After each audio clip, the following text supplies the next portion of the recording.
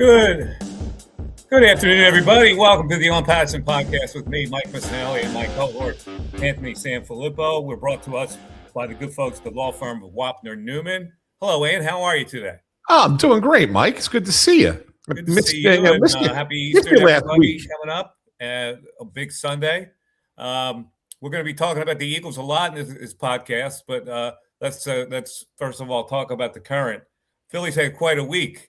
It's like they dipped themselves in the pool and came out even again at 3-3, where it could have been 2-4, where the team really showed some gumption yesterday and coming back to win, but they're not hitting the baseball at all. And I'm curious to know what kind of level of concern is this for your fighting Phillies and the fan base? It is. It's a little bit of a slow start. There's no doubt about it, especially offensively.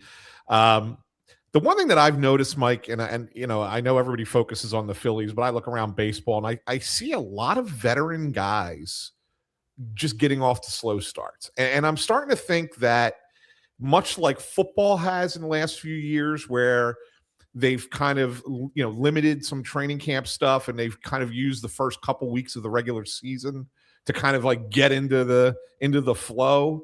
I'm starting to wonder if veteran guys in Major League Baseball are starting to do the same. Because if you look around the league, young players are doing great. Look at the Phillies. Younger guys are playing well. Yeah, young guys bail them out, really. Yeah, but then the veteran guys are the ones that are scuffling, and so it makes me wonder a little bit. But that said, the cause for concern to me is that it's very similar to what has happened when the team has struggled in 2025, in 2024, in 2023. It's like the same thing, the same reason, and they don't seem to have a cure for that when it happens. Well, here's the other way of looking at it. They're older, and we're not going to get the same performance that we were used to getting. They're in their 30s now. You know what happens when guys get in their 30s. I mean, I don't want to overreact here. It's 6 games into a season, but I just wonder at their ages whether they're capable of becoming what we think they are. Certain guys, I feel that for. Like I look at Schwarber's. Got off to a little bit of a slow start. He's had a couple home runs, but he's got a little slow start. But I look at Schwarber and I say, he's going to get his, right? Like I have varying degrees of concern for the guys that are over 30. Schwarber's my least concern. Okay. I thought Real Muto started to fall off last year. Now, granted, he had a really good game yesterday. He hits a home run yesterday, got his OPS up to 800, having one good day after 4 lousy days. Like I thought he was starting to decline a little bit last year offensively. And I don't think that you're going to see much of an improvement from that. So I think if JT gives you what he gave you last year, you're fine with it. It's the other two that bother me. And the other Harper and Turner. Yes. Yeah. Yes. I agree. Yeah. It's just I worry a lot about Bryce Harper. And I know people are going to say, oh, Mike, you're crazy. It's early in the season, blah, blah, blah, blah. But he's missing pitches that he normally can handle. And I just wonder if it's the age and it's the torque of the swing that's gotten tired or whatever it is. He just doesn't seem to have the ball skills that he used to have. Yeah, it does seem a little bit off, Mike. And look, you saw the home run yesterday, and it's still in there. Like that if he gets there, if he gets the bat to the ball, that he can still do damage with it. But you're right; it just seems less consistent, and that's the concern. And we laughed about him saying he wanted to walk 140 to 150 times this year because he's not going to walk that many times. No, he's not. Ridiculous number, right? But the notion that he's thinking about that, I think that he looks at it and says, I got to stop getting myself out. And he says that, but yet he doesn't do that. Yeah, I know, but that's like something needs to change with him a little bit. And I'm not sure exactly what it is, but he certainly doesn't look right. Listen, the only thing you can change if you're the manager is you flop Schwarber and Harper. I'm tired of hearing that he doesn't have anybody hitting behind him and he's not getting pitches to hit because he's getting pitches to hit. So, from Rob Thompson, I go, okay, let's try him at the 2-hole. Let's mix it up a little bit, see how that works out. I mean, you can't do it anyway. Like those first 4 guys are hitting $157. Yeah, they're struggling. So, it's rough. That's not good.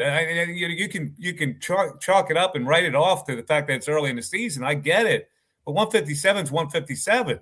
Yeah, and the thing of it is, Mike, look, they're going to go out to Colorado now, right? And they're going to face a terrible pitching staff. Yes, they should get well. Right? And you hope that it gets better. If after these 3 games, you look at Bryce Harper, I mean, he's what, 3 for 25 so far this year, right? Yeah. If after the next 3 games, he gets, let's just say he gets 13 at bats, right? If he's, 5 for 38, then you're worried. Then you get to sit there and go, all right, this is not good. I mean, the Nationals didn't necessarily have great pitchers and he struggled against them. The Texas Rangers didn't necessarily have great pitchers and he struggled against them. Like, what's going to happen when you face the good pitchers? That's the concern. And Trey Turner is another one. Like everybody's going to focus on Harper, and rightfully so, because it's Bryce Harper. But Trey Turner needs to get on base. Yeah. And Mike, there's the most indicative at bat in the opening week by Trey Turner was he comes up in, I think it was the second game of the season against Texas, bases loaded, right? An opportunity to get back in that game and really give them a chance to go ahead. He swung at 3 pitches, each one further out of the strike zone. Yep. And struck out. Like, that's not mentally good. It's not. He's a better mental hitter than that, and it's not playing out right now. And I just wonder, like, what's going on with these guys that are over 30? Yeah. Look, and the other thing too is the way they're pitching him. They're pitching him down and out of the zone. Yeah. They're not giving him strikes, and it makes you wonder, like, how long can you stick with it this way? That it's Turner, Schwarber, Harper, Bohm, 1, 2, 3, 4. Especially when guys further down the lineup are the ones producing. The bottom of the lineup has been the reason that the Phillies are 3-3. Yeah, definitely. Right? And not the top of the lineup. I don't know. I mean, they probably give it a month, 6 weeks. I mean, that's just the nature of baseball, right? And maybe we're being a little bit premature, and that's very possible. These guys could go out starting tomorrow and start hitting the ball all over the Western Division, right? But if they don't, it's worth asking that question. I think it's fair. It really is. I mean, the manager's got the lineup card in his hand, and he's got to figure out what's going on here with these guys. But let's talk about the young kids. Andrew Painter with a debut that was pretty sensational. Yeah, that was impressive, Mike. We've been waiting so long for Andrew Painter. Like, it was almost, to me, I was sitting there thinking going into that game, he has to be sensational in this game. Otherwise, people are going to be disappointed, right? Like, because we've been hearing about it for so long that he's this great prospect, that when he finally debuts, even if it was just a decent start, people would have been maybe had been underwhelmed and like, that kid's that's not a top prospect. Like that would just be the reaction because they've been waiting for so long. Oh yeah. And then I'll tell you what I saw with him. He pitched. Yeah, he didn't throw. He was a pitcher. He had surgical command on all his pitches. Yeah, he looked really good. 5 1/3 innings, 8 strikeouts. So he had the 1 inning where he had a couple guys on base. Yeah, but he got one walk, and he got hosed on that call. Really should not have been a walk. I really thought that was a strike. But Anthony, let me test your knowledge here since you covered the Phillies. Yeah. Notable Phillies pitching debuts since the year 2000. Of Andrew Painter, Aaron Nola, Cole Hamels, and Brett Myers, all notable pitching debuts. Everybody was anticipating those guys because they were high draft picks. Yep. Who had the best pitching debut? Was it Painter or was it someone else? I remember Nola's was decent. All right, Aaron Nola, 6 innings pitched versus Tampa Bay, 5 hits, 1 run, 1 walk, 6 Ks. Yeah, not the best. Yeah, it was decent. Decent, but not the best. Yeah. It might have. So who were Myers and who was the other one? Hamels, Myers. Hamels was good too.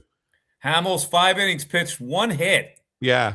0 runs, five walks, however. Yeah. And 7 Ks. Yeah. So you ready for who the best was? Was it Myers? Brett Myers versus the Cubs, 8 innings pitched. Wow. 2 hits, 1 run, 1 walk, 5 Ks. That I don't remember that. I really don't remember that.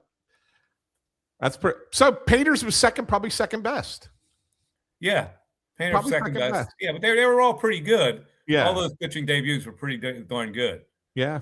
Yeah. I mean, his 8 I think his 8 strikeouts were like the third most by a rookie debut in Phillies history. Yeah, first was his running buddy from years past who got dealt to the Twins. Yeah, Mick Abel, and then that's correct. 9 strikeouts he had last year. Yeah, it was Chris Short, the other one. Chris Short was the other one. Yeah. He's on that list twice. They show it on the screen. Yeah.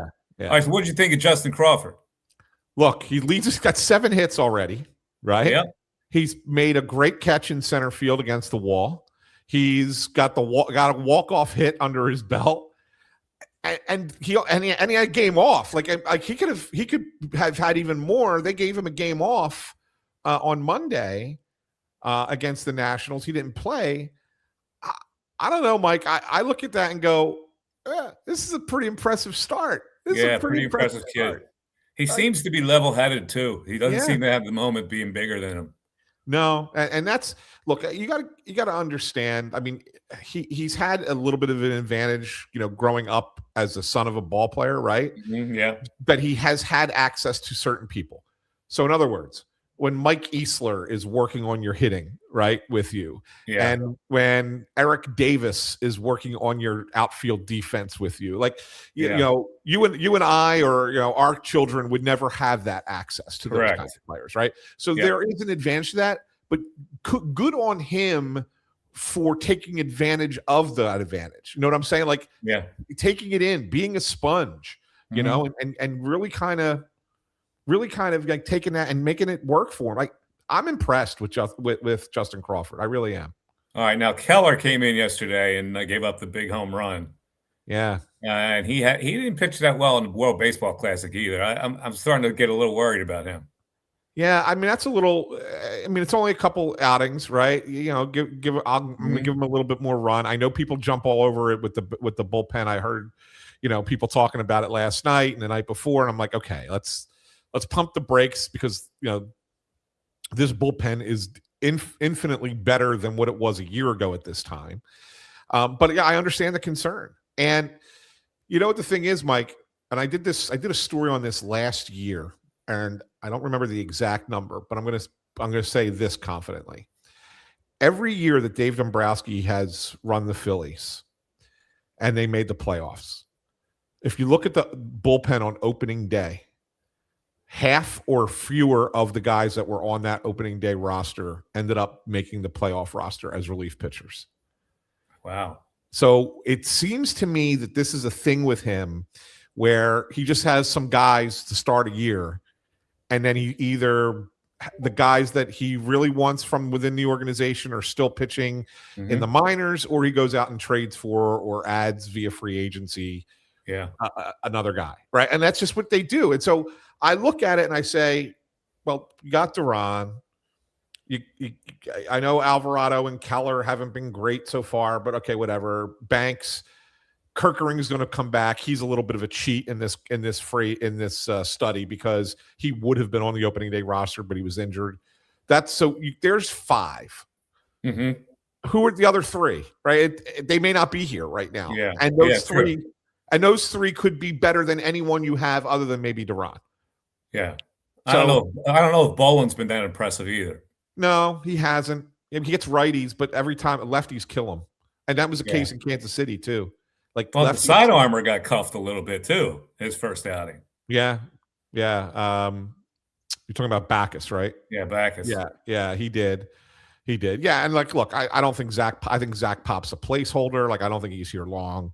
I look at the bullpen and I say, I mean, there are a couple things that a couple red flags, but in the end, these guys, this group of 8, is not going to be who's pitching for them when the games matter most. Yeah, I hear you. All right, we got to get to the Flyers and the Sixers in the playoff chase.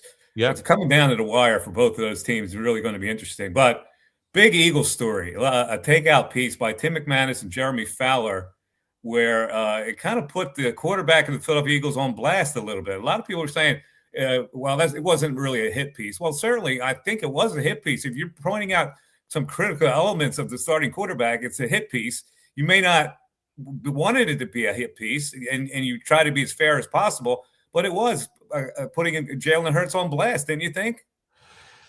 Yes, and here's the thing, Mike. I have a lot of thoughts about it, and just as a follow-up, Jeff McClain had a nice article in the Inquirer today that also looked at Hurts, but more so through the relationship in the eyes of the owner, Jeffrey Lurie, and just what his future could be if things don't go smoothly in 2026.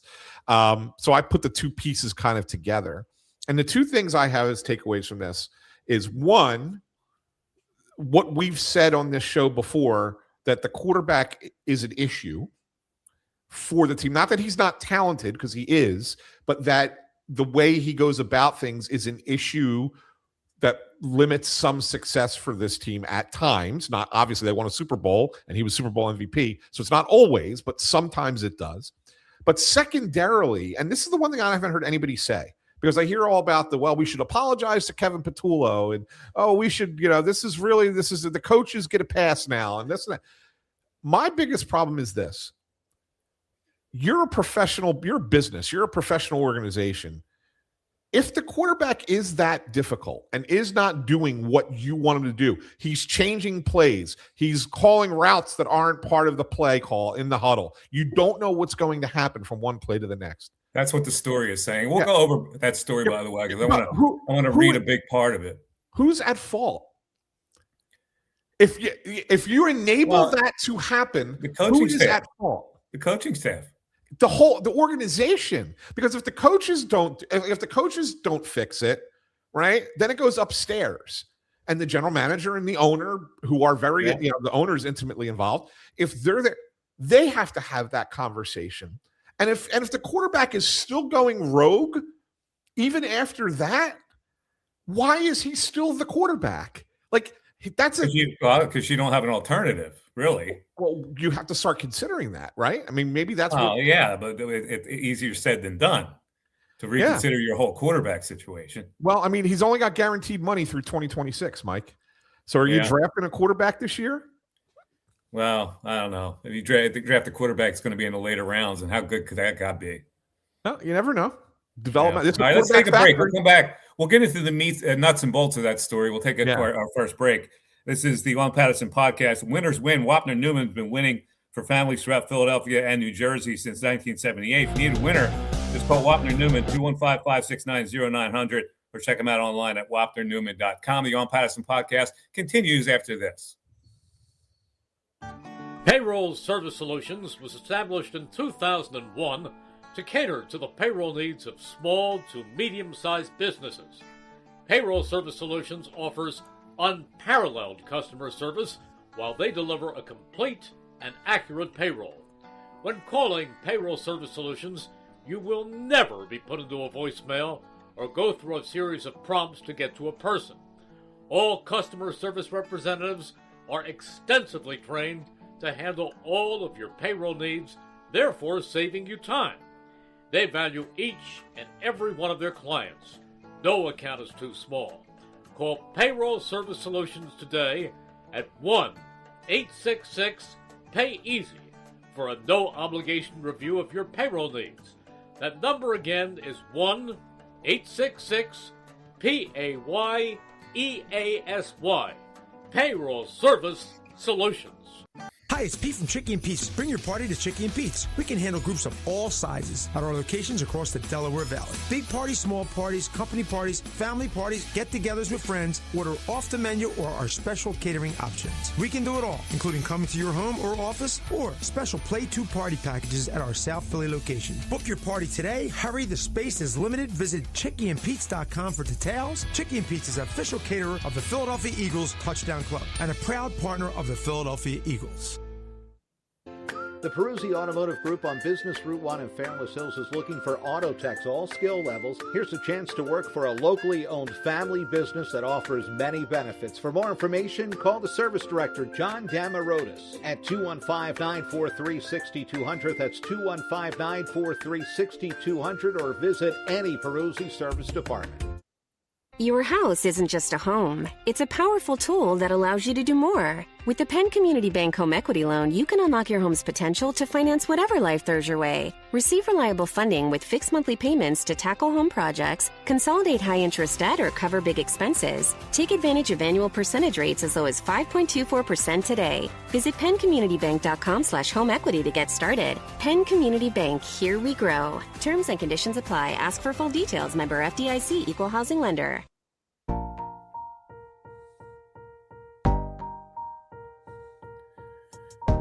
All right, we're back on the Pattison Podcast with me, Mike Misnelli, and Anthony Sanfilippo, and we're getting into the nuts and bolts and the meat of the story that was on Jalen Hurts on ESPN by Tim McManus, our good buddy, and also Jeremy Fowler, who covers the NFL for ESPN. Let me just read what's called the nut graph in a story. It's kind of assembles the guts of what the story is about. So on Hurts, the story says he has pushed back on changes that would diversify the scheme, sources said, including when it comes to him going under center more. He has shown a reluctance to let it rip at times, particularly against zone coverage. He diverts from the game plan and changes play calls to what some feel is to an excessive degree.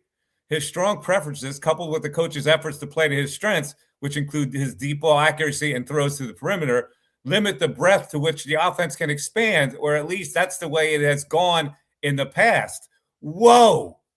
What do you think of that story? That paragraph, Anthony? Yeah, I mean, look, Mike, it doesn't surprise me, right? It doesn't surprise me. I mean, we knew that there were issues with the offense, and I mean, AJ Brown's been crying this publicly for a couple of years now. Like this isn't the first time we heard that Jalen was tough. You know, you had the issues with Kellen Moore where things were not great. You just knew that this existed. And I think what really comes down to is that we now have a situation where Jalen has gotten to the top of the mountain. He's won a Super Bowl. He's been the Super Bowl MVP. He's a marketable guy. He's bigger than the team in some ways, publicly.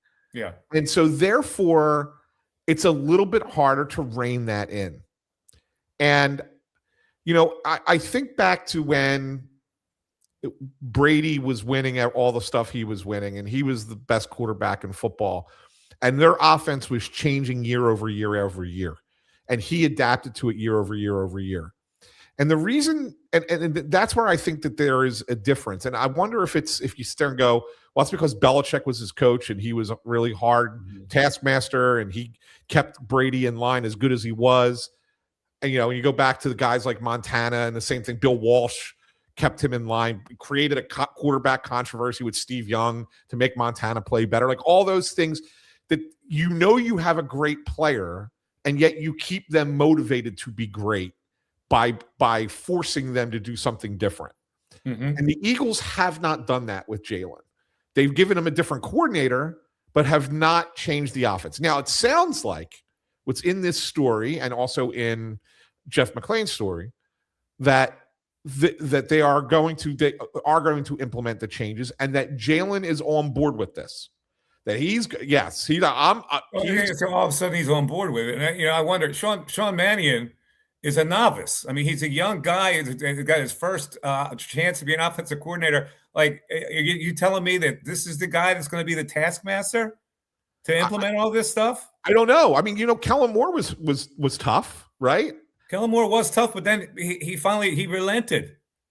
Their offense basically was run centric. Kellen Moore relented from all that stuff. He relented somewhat. You're right. But he relented to a point where it was working so well that they didn't have to have the passing game really work. Yeah, not true. But right? Kellen Moore got a job. It's amazing. He got a job out of not being Kellen Moore. Yeah, no, you're right. And so like I just can't get away from the fact though, Mike, that we've all had bosses in our lives and we've all had conflicts with our bosses and we disagree with our bosses, but ultimately the boss wins, right? The boss should win. That's just the way life is. Unless you quit. Well, but I'm saying like for the company, like the company is going to continue to exist without you if the boss wants that to be the case, right? The boss can say, hey, we're going to continue to go and you don't need to be a part of it. So you can push back all you want. The fact that they just let him go and keep doing this and it's gotten to this point, that to me is more on the Eagles organization than it is on Jalen Hurts. I hear you. I mean, listen, I don't know what kind of changes are going to happen to this offense. It's really going to be a fascinating study when they finally play football on what he's going to do and how much he's going to change. I look at Jalen Hurts as like one of these type of guys. He's so aloof and strange that works early on, like the eccentric genius. Like he can lead by being the eccentric genius. But the longer that goes on, you become less relatable to the people you're supposed to lead. Am I wrong when I say that? No, and that's part of the story too, Mike. And I think that fans may roll their eyes when they see the thing about him, being kind of body language and things like that. Yeah, bad body language. Yeah, it doesn't matter. But when you have other players noticing that, right, and it bothers them, then that's a thing. It may not be a thing to you as an outside observer, but if you're in there busting your rear end, just as hard every day as every other professional athlete in that group, and you get a sense that the quarterback feels that he's a little bit above it, even though he's working his ass off too, like there's a mentality that changes. Look at his whole career, Anthony. The temporary leadership happened in college, first at Alabama, then at Oklahoma. Temporary, 1 year type of leadership, and in the NFL, a couple years of leadership. But then it may get to a point where it wanes because you're so strange. You're not wrong. You're not wrong. I mean, everything that you're saying is right. I mean, I've always in sports been someone who believes in the immeasurables and the intangibles. I think that's what makes teams good or great. And it's a different differentiator in a fine line. Because we always have to remember that the guys playing this sport are the top 1% in the world at this craft, right? So there are a lot of really good people doing this and competing. So what separates the top one, when you have the top 1%, what's the separator? It's not always physical ability and physical skills and smart. Sometimes it is, but the great separator is the things that you really can't measure, right? That's not statistical. Yeah.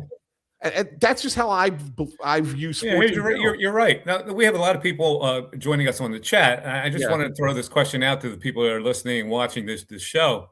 The Jalen Hurts, are we picking on him, or are we bringing up legitimate points? And does this story bring up legitimate points? I'd love to hear from the people from the chat to figure out what's going on. Well, we just lost Anthony there for a second. Yeah, it's my camera. I don't know what happened. Can you hear me? Your camera went out. Yeah. No, you're just you're a white spot right now. Yeah, I'm gonna fix that. I'm gonna switch cameras. All right, switch cameras. Give me as long as you can hear me, I'm still here. Yeah, we hear you. A lot of people on the chat board talking about the Phillies discussion. Jay Sportman, Crawford's got a bit of Maxey feel to how much he enjoys the game. Well, that's an interesting comparison. Once Wheeler and Kirkering come back, that'll be huge. Yeah, that's certainly a factor for the Phillies. as far as the Eagles go. We knew everything in that article already. Did we? Did we know everything in that article already, Ant? No, I don't think we knew everything. I think it was consolidated pretty well. There's some things that really got reaffirmed in the that we may have thought it, but this is a sourced article. Yeah, no, I mean there were things that we had heard about, right? Yeah.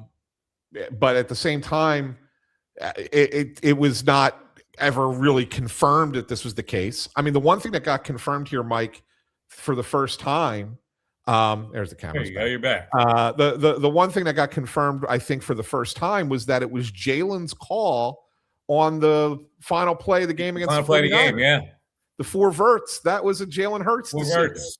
Yeah. Well, but see, here's the thing. It's funny because that was discussed in the story, that whole scene. And I just want, I look at the coaching staff and I go, you can't be like mealy mouthed in that kind of situation where you're going to allow him to you got to have a play that you think was going to work. Boom. And you go, we're going to run this, Jalen. Here's what we're going to do. Boom. And they didn't do that. It was like mealy mouthed in that discussion. Well, that's why I think it's everybody shares a piece of the pie here on the blame. It's not, you can't go one person and then over the others. But I did think, in the moment, Mike, and I will say this, when that play was being called, and I remember watching it live on my TV, and they had that camera angle, and you're watching Patullo look at the sheet, and it's kind of over Hurts' shoulder, so you can't really see him talking. And then you see Nick look at Jalen and kind of like he says something, and then he kind of like gives like a little wince look, like almost like, are you sure? Yeah, kind of thing. And it's almost like that to me is the moment when Sirianni should go, not the right call, bud. Yeah. Not in this spot. Here's what we're going to do. Right. We're going to do this. And I felt that in that moment that Sirianni gave in. Now, whether it was, I didn't know it was to Hurts. I thought it might have been a Patullo call, to be honest with you. Right. Like just like everybody else thought it was Patullo. Yeah. And I kind of thought that Nick deferred in that moment. But if you're the head coach and you don't like that call, I don't care if it's the quarterback that's calling it or the offensive coordinator. You say no. I agree. I totally agree. Now, there's a lot of people that are standing by Jalen Hurts on the chat board. It's the organization's fault for not helping your quarterback with keeping a coordinator longer than one season. Okay. That's Nick Albee. Nick says also he has to learn a new system every year. I get that. But once a system is installed, like you got 17 games worth of a system, you should be able to master it. Yeah. You can't after game 16, you can't say, well, this is not a coordinator I didn't have last year. I had to adjust a new coordinator. You had to adjust that during the summer practices. Yeah, but keep in mind, like if you look back, and I got to meet Nick Albee last night. He came out to see the Snow the Goalie show out in Marlton at Chickies and Pete's last night. It was awesome. Thanked him for stopping by. But the way I'll say that is, if you're a good team, if you're a successful team, you're going to lose your coordinators. Those guys end up getting head coaching jobs, right? Mm-hmm. It happened twice to the Eagles. Shane Steichen, and it happened with Kellen Moore. So, Brian Johnson was probably not ready for prime time. Kevin Patullo, probably not ready for prime time. That said, you got to look at the quarterback too. Something you can't just sit there and say it's just the offensive coordinator. It's a collective. All the great quarterbacks make things happen, no matter who the coordinator is. Correct. Right? Correct. It's funny. Jay Sporman says, "No way Hurts is the only quarterback in the league that quote changes plays or is quote tough to coach." No. I get it, but we're not talking about other quarterbacks. We're talking about this particular quarterback and this particular team. The Eagles are our team, right? Yeah, that's why we're involved with this discussion. But here's the thing, and this is my pushback to Jay Sporman, right? Mm-hmm. You're right, Jay. You're right that there are other quarterbacks that are the same way, that do the same thing, and they push back, and good on them for advocating for what they believe in. And I say the same thing about Jalen Hurts. Mm-hmm. He should advocate for what he believes in. But here's the difference. Jalen Hurts' passing offense was ranked 29th and 24th in football the last 2 years. So maybe, just maybe, he's not right. Maybe there is something else that these coaches see and know that they go, oh, okay, yeah, we could do it better. And the one thing, and I forget now, Mike, and maybe you'll remember if it was either the ESPN story or the McLean story, but there was, I think it was ESPN story, where they asked people from other teams if how they prepare, and like they just know what the Eagles are very simple to figure out. They were some defensive coordinator was saying that this is how they're easy to figure out. Like that's a damnation too, because it's like if the other teams know you're doing this, and Robert Saleh, this is the other one, Robert Saleh, who was the defensive coordinator for the 49ers, their defense was ready for that play. Why? Because the Eagles ran a very similar play when he was with the Jets. And he said this, when we was with the Jets in 2023, the Eagles were in a very similar situation and ran the same play. That wasn't Kevin Patullo as the offensive coordinator. That was Nick Sirianni's offense. Right. And they ran the same play. Yeah. So that tells you that it's who's dictating this. It's not the coordinator that's dictating it. It's the quarterback that's dictating these limited play options that you have. All right. Let's keep with the Eagles. Of course, you had the owners' meetings happening this week. And Jeffrey Lurie said something about, or he didn't say anything. He was asked the question about a new stadium. He says, we're in exploratory stages. It doesn't seem like Lincoln Financial Field is that old of a stadium that needed to be replaced to me. Now, I know the dome stadium concept would bring a lot of revenue to the owner and to the city and all that. But where would they put a new stadium, a new dome stadium or a retractable roof stadium? Where would they put it? It would have to be one of two places, Mike. It would have to be either in the parking lot next to Citizens Bank Park where the vet used to be. Yeah.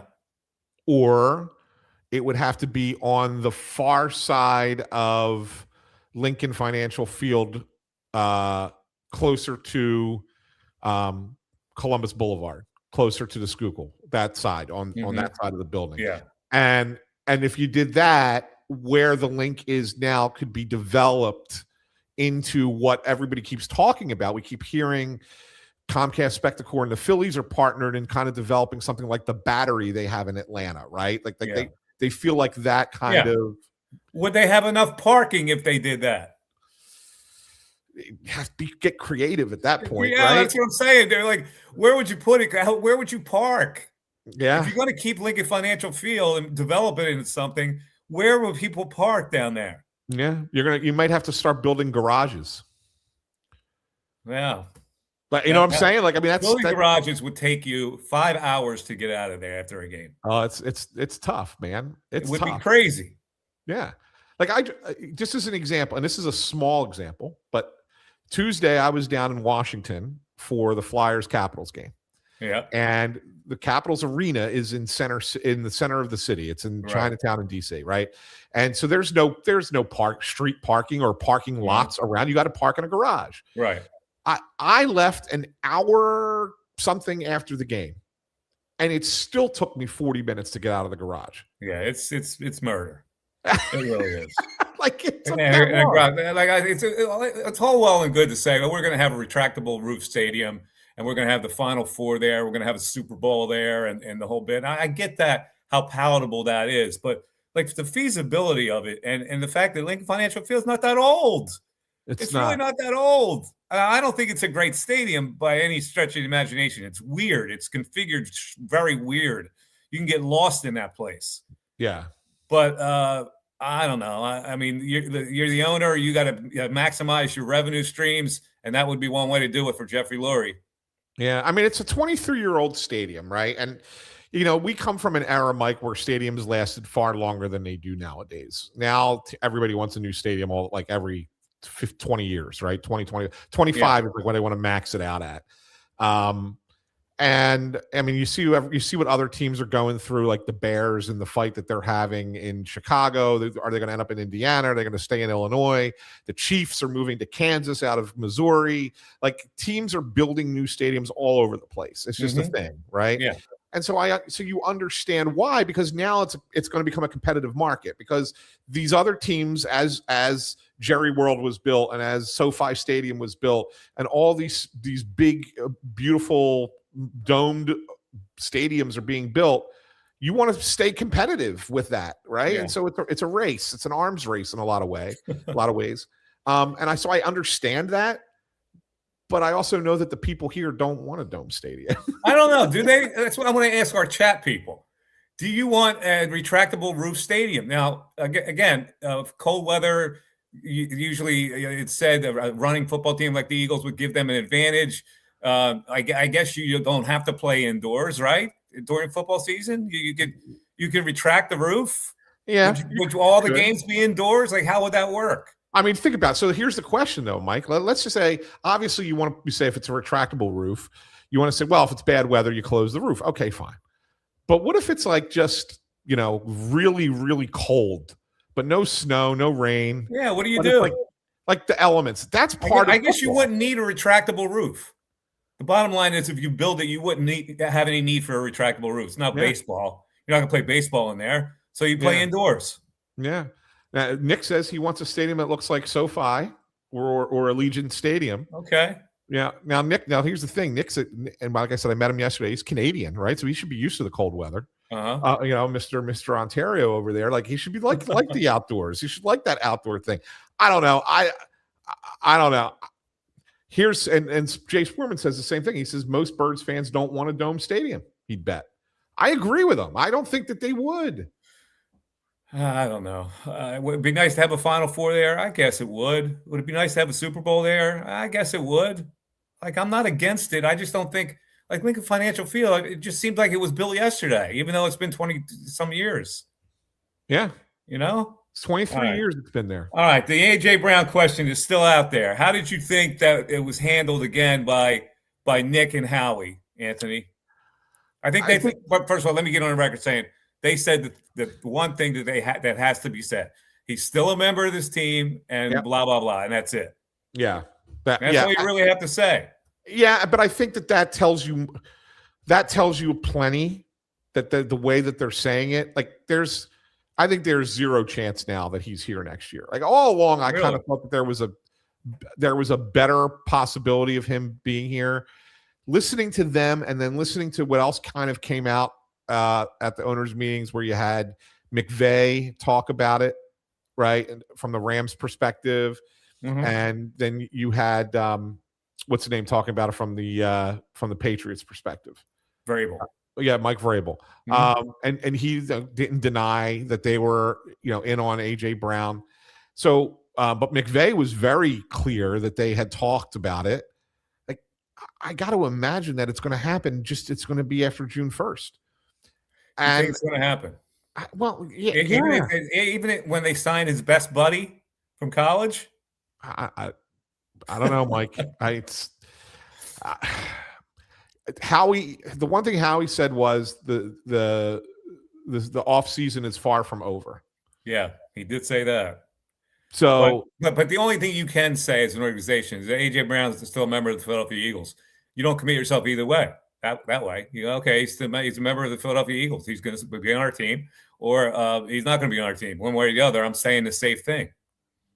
Yeah, I mean, it's a tough call because let's say you don't. Look, they also signed two middling receivers, right? Yeah, two middling receivers, two middling defensive ends. Yeah. And so if you trade away A.J. Brown, then what are you doing? Like, are you go, is it Devontae and nothing and a bunch of Devontae and a draftee? Yeah. I mean, I don't know, Mike. It's not good enough. I agree with you. It's not good enough. I think that there are more complete teams, certainly with A.J. Brown staying here, but I'm not. I don't know what behind the scenes, what they're thinking or what he's thinking, that he wants to get out of here and they want him out of here or whatever that is. It does seem that they're not 100% committed to him. I agree with you there. Yeah, it's just the way that they just talk about it. Like if they could shut this all down, Mike, and just say, A.J. Brown's our guy. He's going to be here. Exactly. Right. And they're not. They're not saying that, but they're saying something similar. because they can have it either way. They're saying he's a member of the Philadelphia Eagles, still a member of the Philadelphia Eagles.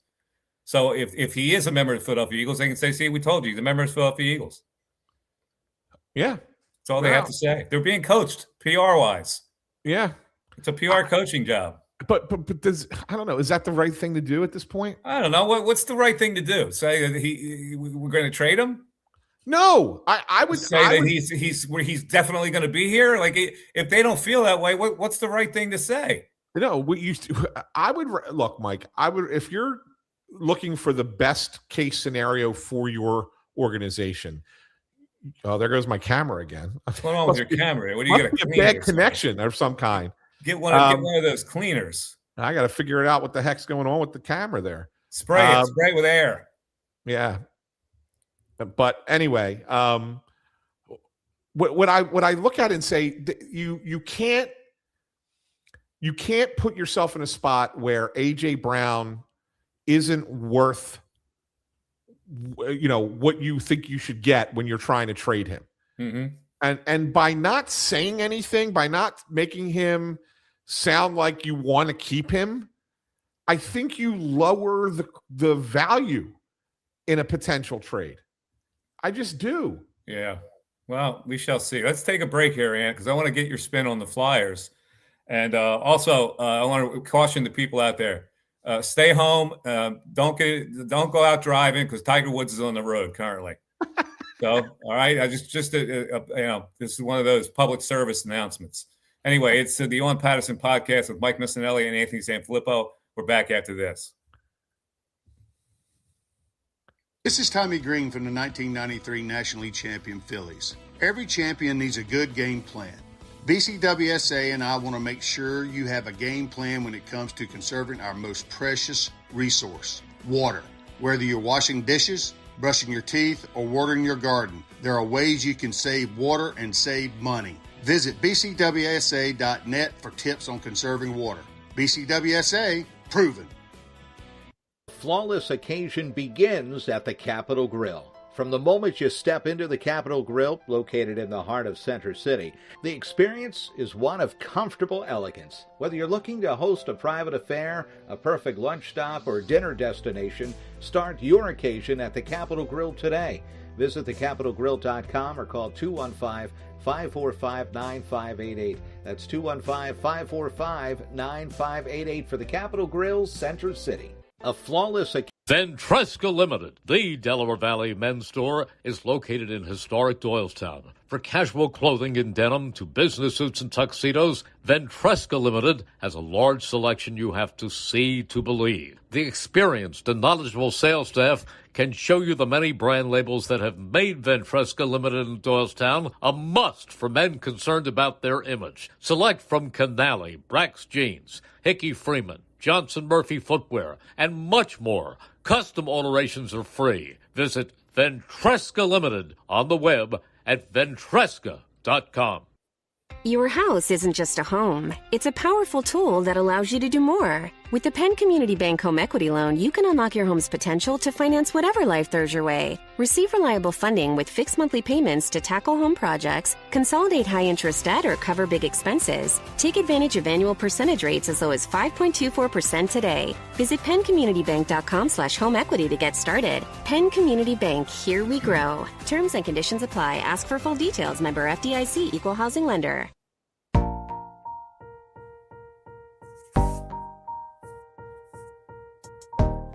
All right, it's the On Pattison Podcast. Anthony's got his camera straightened out again. You got it all set, man? I hope so. Okay. I don't know what's going on. I think it's something with the wire, maybe, because it just keeps. All right, it's the On Pattison Podcast with me, Mike Missinelli, and Anthony Sanfilippo. Well, you got the Final Four, Ant, on Saturday. Yeah, I know you're a big fan, but the fact is, two dark horses are in it. Now, they happen to be on the same side of the bracket, but the two monster favorites on the right side of the bracket.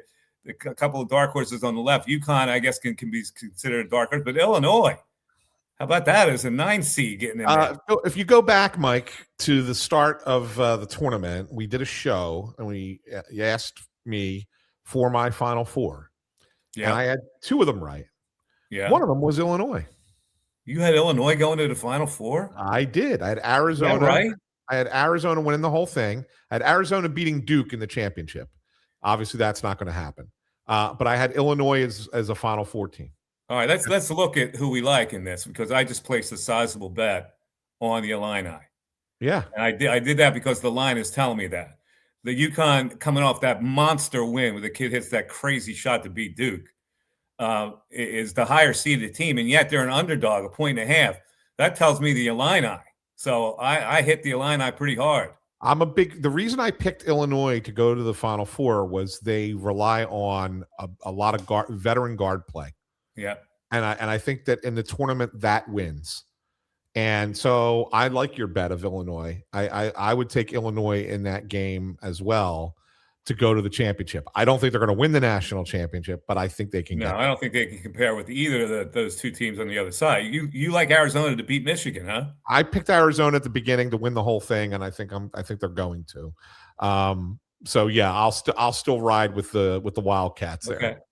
All right, let's get into some Flyers hockey, Anthony. It's Anthony Sanfilippo's Flyers report. He covers the team, and of course, since we last talked about them, they have zoomed in there and are just a couple of points out of. They had a big chance against the Capitals to actually tie for that spot, but they did not happen. They did not get the 2 points. Took an L. So where do they stand right now for the rest of the year? 8 games to go, Mike. 2 points out. They play tonight at home at the Xfinity Mobile Arena. I'll be there. I'll be doing the pregame show at 6:30. And then they drop the puck at 7. If they win tonight, the Ottawa Senators lose tonight, and the Columbus Blue Jackets also lose tonight, but in regulation, so they don't get a loser point. Yeah. The Flyers would move into a playoff spot tonight. They would be tied for a playoff spot? They'd be tied for a playoff spot. They'd be tied, but they have a game in hand. So technically, based on points percentage, they would be ahead. Okay. So, yeah, they have you've been saying all along you didn't think this team was going to make the playoffs, so look where they are now. I still don't, Mike. And the reason I don't is because they have to play near flawlessly for too long. And if they do, good on them. Credit to them if they do. They got big news coming back. They have Tyson Forster's coming back tonight. Forster coming back. Yeah, he wasn't going to play for the rest of the regular season. Now he's back, 2 weeks early, 3 weeks earlier than expected. And he's going to play, and he's a big difference maker. I think he's their best all-around forward. You got the kid Porter Martone, who made his debut Tuesday, which I think, by the way, Mike, I think that's a really unique situation that happened on Tuesday, where 2 teams from the same city had their top prospect make their professional debut. Yeah, it is pretty interesting. Against a team against opponents from the same city. Yeah. Right? Like, it's really, I don't know if that's ever happened. What did you think of Martone's performance? How did you like him? I did. I think it got better as the game went on. I thought the first period he was a little deer in the headlights. He took a penalty by having a delay game penalty where he just flipped the puck out of play when there was nobody around him. Like, it was kind of one of those nervous Nelly kind of moves. Like, I just better get rid of the puck. And but I think late in the second period, he had a real good chance on a pass from Mishkov. He didn't score, but he was right in front. And in the third period, he looked like he belonged. And I thought he had a really, really good third period. So it's a good start. It's a good start for him. There's a lot to be impressed with the way Rick Tocchet has coached this team and the talent that they have. I would argue, I was having this conversation with Jim Jackson this morning at the morning skate, Mike. They might have the best collection of wingers in the league.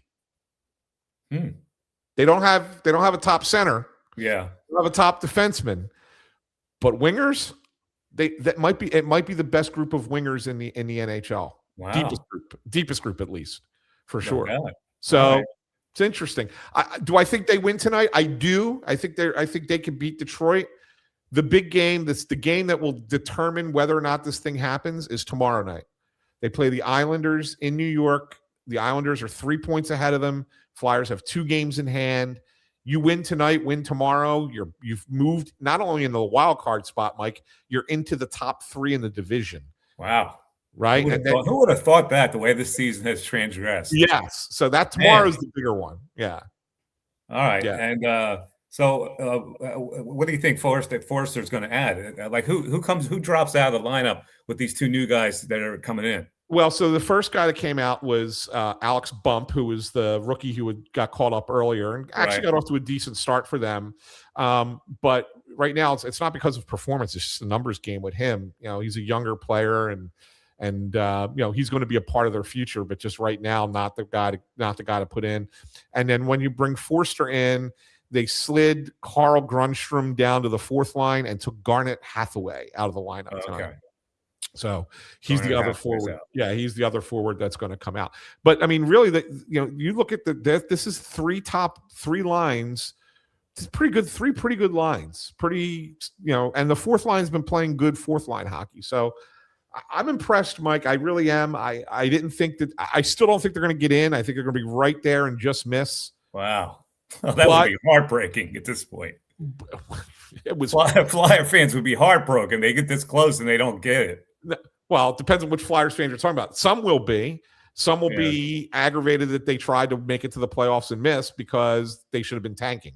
For draft picks. I get it. Yeah. All right, let's talk some Sixer basketball. All right, right now, as we stand, the 76ers are flat out tied with the Toronto Raptors for the all-important sixth slot for the playoffs. Of course, 6 would make the playoffs, would not be in the play-in tournament. 7, you're in the play-in tournament. It's going to be really precarious as we get down to the stretch. Anthony, let me go over the teams they have to play. Now, they scored 153 last night against the Washington Wizards with George with 39, season-high 39 for Paul George, who's been playing lights out since he came back. Well, here is the remaining schedule.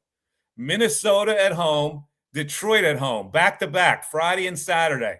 And then Monday at San Antonio, and then at Houston, and then they close the season with at Indiana and Milwaukee. I see 3 wins the rest of the year. Will that be enough to get the Sixers into that 6th seed? If they go 3-3, no, I think they got to go 4-2. All right, who do they beat? 4-2. Who would they have to beat? Indiana, Milwaukee. That goes without saying. Those Minnesota, Detroit, San Antonio, and Houston. With San Antonio and Houston on the road. Yeah, I don't think they're not beating San Antonio. I think these next 2 games are the most important games for them. If you lose one of them, then you got to find a way to beat Houston in Houston next week. But I think, look, Detroit. I know Detroit's the best number 1 team. I actually think at full strength the Sixers can match up with Detroit. I do. And so I look at them and say, win these next 2, and you're in a good spot to get into the real playoffs without being in the play-in. All right. So if they finish 6th, right now the 3rd team is the New York Knicks. How do you like the Sixers in a head-to-head first-round matchup with the Knicks? I don't. You don't like them? Well, I mean, I think they can win the series? I do. I mean, yeah, sure, they can win the series. But I think that the 2 teams that I would try to avoid in the first round would be the Celtics and the Knicks. If you could play any other team in the first round, then then I like the Sixers. And then I might like the Sixers more against the Celtics or Knicks in the second round, for example. Yeah. I just don't like that being the first opponent. Okay. Like, beat somebody else first, then play them and be like, okay, now you got a little bit of momentum going into that. I don't want that to be the first series. I don't think that they can necessarily. I hear you. Yeah. Let's talk a little Tiger Woods, man. I don't know what to say. I really don't know what to say. He keeps, rolling over his SUVs. This one was apparently oxycodone. It was not alcohol, as far as we know. What's going on with this guy? Is he a train wreck at this point of his life? Yes. It's unfortunate. And I think it's, we've seen it, Mike, many times that people who get addicted to the painkillers or get addicted to, the prescription medications because of the injuries that they've had. And it's kind of unfortunate. And look, he said he was looking at his phone and he was trying to adjust the radio and, maybe he wasn't as drugged up as it seemed. But even if you are, I don't know. There's been times when you've taken one of those meds or I've taken one of those meds and you read the bottle and it says, You shouldn't drive if you take one, right? Or operate machinery. Right, or operate machinery, right? You shouldn't do it. It could be that he felt okay, but that it was enough of it to kind of slow his reaction time. Yeah. My question is, why is he driving all over the place? Like what? He's a private guy. He's a multi-zillionaire. You don't have a driver? Private man. He doesn't want anybody to know anything that he's doing. I guess.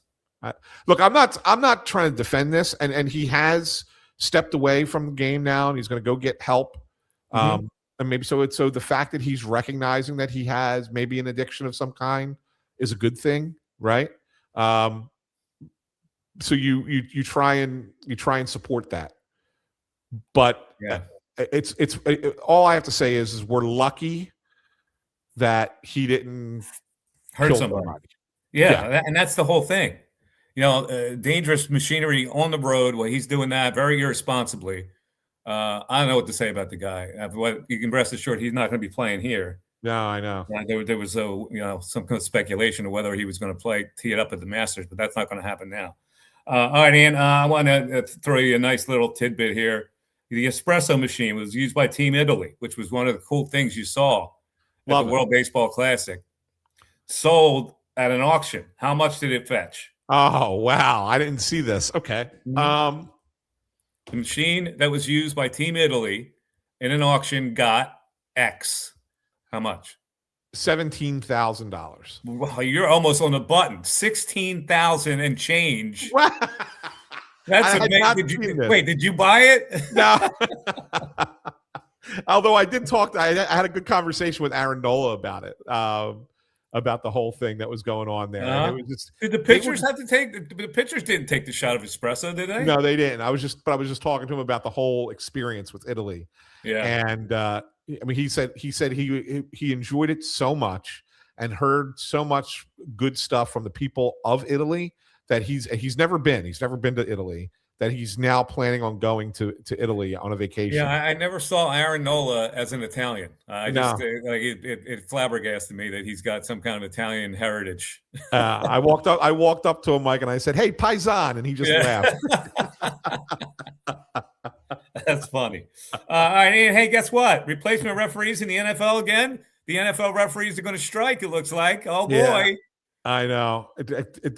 That's just what this league needs now, right? Do you remember the last time how bad it was?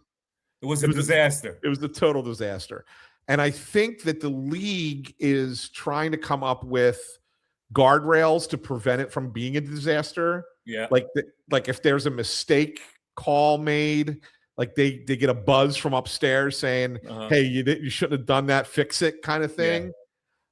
I don't know. I just think that we're really tempting fate with this again. Just pay the damn officials. It's the NFL. Like, you got more money than anyone. Just pay the damn officials to do their job. Come on. Let everybody Evan Turner, our old pal, Evan Turner, ripped the city of Philadelphia, and it finally got so much backlash he had to relent. Did you see that? We had to give it up? Yeah, I know he did, Mike. First of all, here's my beef with Evan Turner. Who the hell hired that guy to be a broadcaster? He's got a really strange voice to be a broadcaster. It sounds like Fozzie Bear, Kermit the Frog. Like, who the hell picked him to be a broadcaster? Right? I don't know, but he was on that national telecast, and he said, "I hate Philadelphia." Yeah, and then he said, "Then I went to Boston and I saw what a real sports city is like." Yeah. Are you kidding me? Yeah. Are you kidding me? He got buried by the weight of expectations. He was second pick in the draft. Who was the first pick? Who did the Sixers lose out on that year? What year was that? Geez. It was somebody really big. I forget who it was. Somebody in the chat will let us know. Who did the Sixers miss out on? It's happened many times where a Philadelphia team gets the second best guy, and Evan Turner that year was the second best guy at Ohio State. That was the 2010 draft, right? Yeah, I think it was. John Wall was number one. All right, John Wall. Okay. So which as it turns out, I mean, he had all kinds of injuries out, and he did. He was a dynamic player, a lot more than Evan Turner was at the time. As I look through that first round, do you know who the best player in the first round might have been? Who was that? Paul George. PG. He went number 10. 10? Yeah. Here's your top 10, Mike. John Wall, Evan Turner. Brooklyn took Derek Favors. Yeah. Not Minnesota took Wesley Johnson.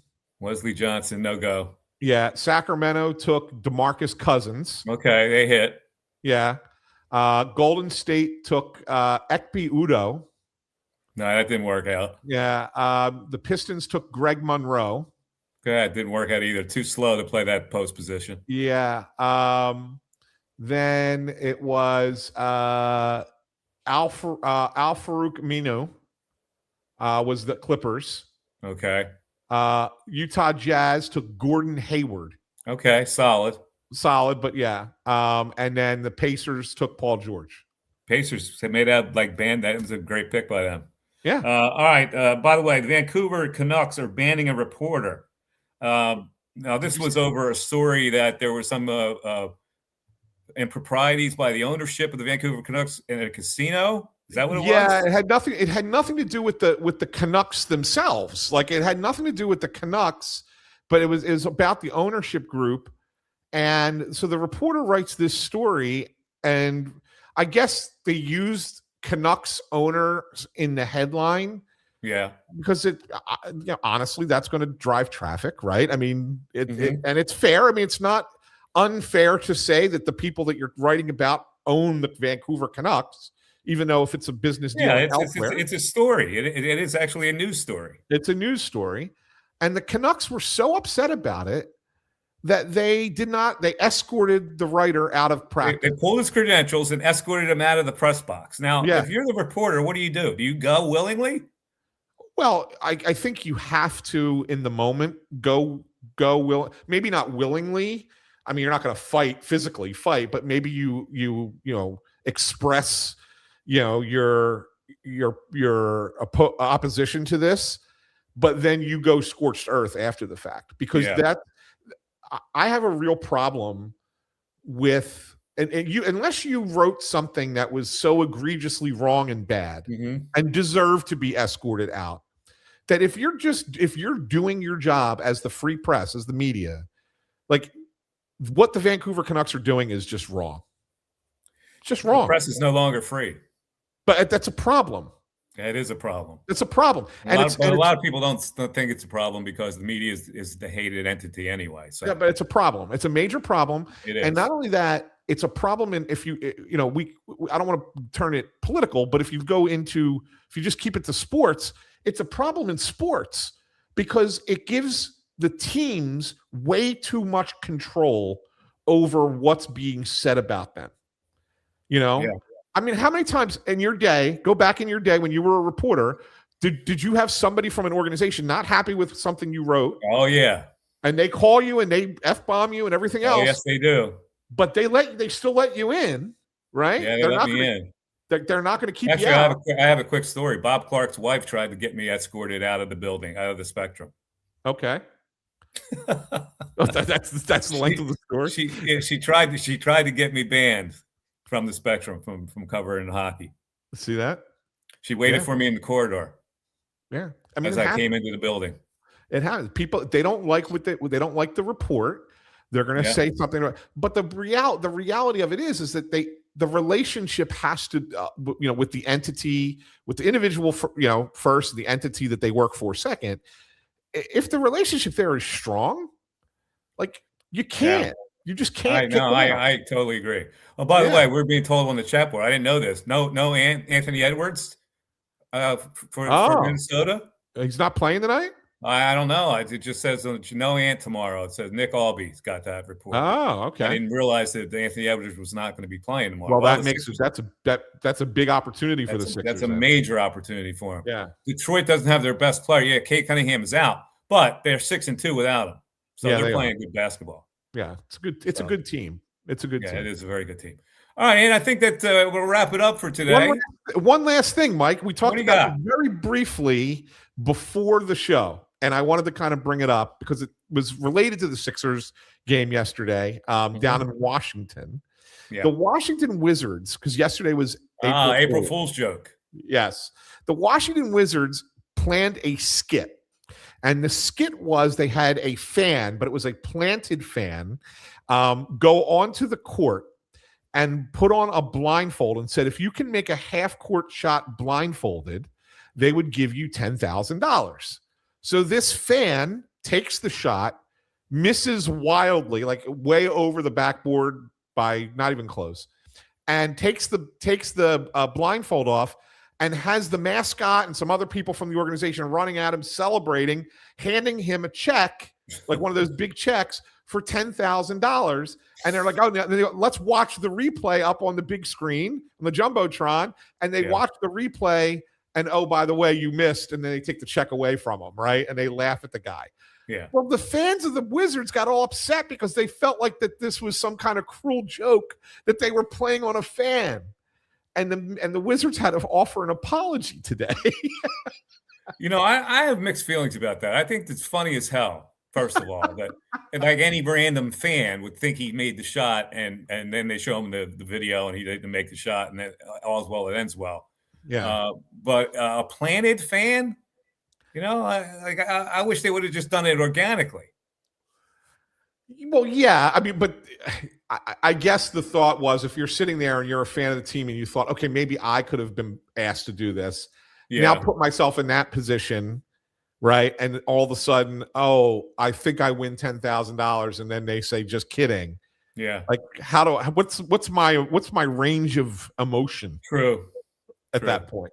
Oh well, April Fools. Yeah.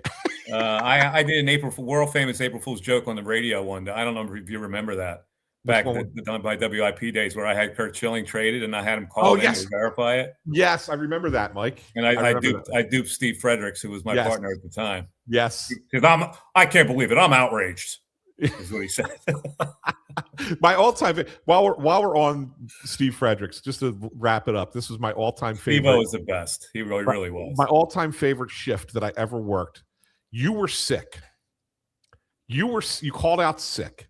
Yeah. And Steve-O had to do the show by himself. Yeah. And he had Kurt Schilling on the show. Uh-huh. And we are sitting down at what was the name of that place? Hard Rock Cafe. No. Yeah. Hard Rock. Philly Rock. That's what it was. Philly Rock Bar and Grill. And so he's in the middle of interviewing Kurt Schilling. And all of a sudden I start smelling smoke. I'm the producer sitting next to him. Like, what the hell's going on? And then the firemen start running into the Philly Rock through the front door, and they're escorting people out. And they come over and they're saying, we got to go. The kitchen's on fire behind us, right? Steve-O refuses to get off the air. A true pro. Right. He's like, no, I'm not getting off. I got Kurt Schilling on the line. We're talking baseball here. I'm talking with Schill, right? And so finally, I had to have Big B back at the station get on the microphone and say, Steve, you need to leave the building. What a professional that Steve-O was. All right, that'll wrap things up today for the Pattison Podcast with me, Mike Missinelli, and Anthony Sanfilippo. Let's root them on. You got the Sixers and Flyers coming down the home stretch. Phillies tomorrow at Colorado. Good time for sports right here. Thanks for watching, everybody. Thanks for listening. You can catch the replay on all our podcast networks, Amazon, Spotify, et cetera, Apple. Have a great rest of the day, and we'll talk to you next week. Take care, everybody. Bye-bye.